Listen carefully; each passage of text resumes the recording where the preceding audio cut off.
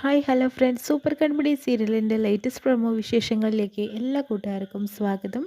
അങ്ങനെ തന്നെ കൃഷും കൺമണിയും കൂടി ആ ഓഫീസിൽ നിന്ന്, അതായത് അലിക്കയിൽ നിന്ന് പോവാട്ടോ ചെയ്യുന്നത്. എത്രയും പെട്ടെന്ന് തന്നെ കൃഷ്ണയും കൺമണിയും ഒരുമിച്ച് പിടിക്കാനുള്ള ഉദ്ദേശത്തോടു കൂടി തന്നെയാണ് മാനസ അവരുടെ പുറകെ ചെല്ലുന്നത് കേട്ടോ. അപ്പോഴത്തേനും അവരാണെങ്കിലോ നേരെ ചെല്ലുന്നത് മറ്റാരുടെ വീട്ടിലേക്കല്ല, നമ്മുടെ ദേവ്ജിയുടെ വീട്ടിലേക്ക് തന്നെയാണ്. സന്തോഷത്തോടു കൂടി കയറി ചെല്ലുന്നുണ്ട് കേട്ടോ, അധികാരത്തോടു കൂടി തന്നെ.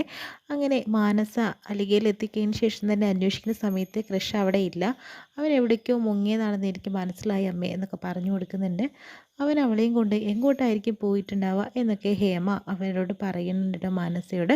പക്ഷേ ഞാൻ ഒരിക്കലും തന്നെ അവളെ വെറുതെ വിടില്ല, എവിടെയുണ്ടെങ്കിലും അവളെ ഞാൻ പൊക്കും, അവളെ അങ്ങനെ ഒറ്റയ്ക്ക് ജയിക്കാൻ ഞാൻ സമ്മതിക്കില്ല അമ്മേ എന്നൊക്കെ പറഞ്ഞ് മത്സര ബുദ്ധിയോടുകൂടി നിൽക്കുക കേട്ടോ.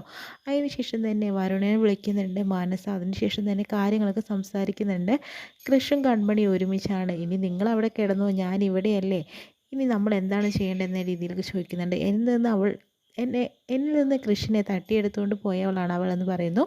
അപ്പോൾ വരുൺ നേരെ തിരിച്ചു പറയുന്നുണ്ട്, എന്തായാലും ഒരു പെണ്ണിൽ നിന്ന് ഒരാണ് പോയിട്ടുണ്ടെങ്കിൽ അത് പെണ്ണിൻ്റെ പിടിപ്പേട് കൊണ്ട് മാത്രമാണെന്ന്, അത് നിങ്ങളുടെ ശ്രദ്ധ തെറ്റിലാണ്.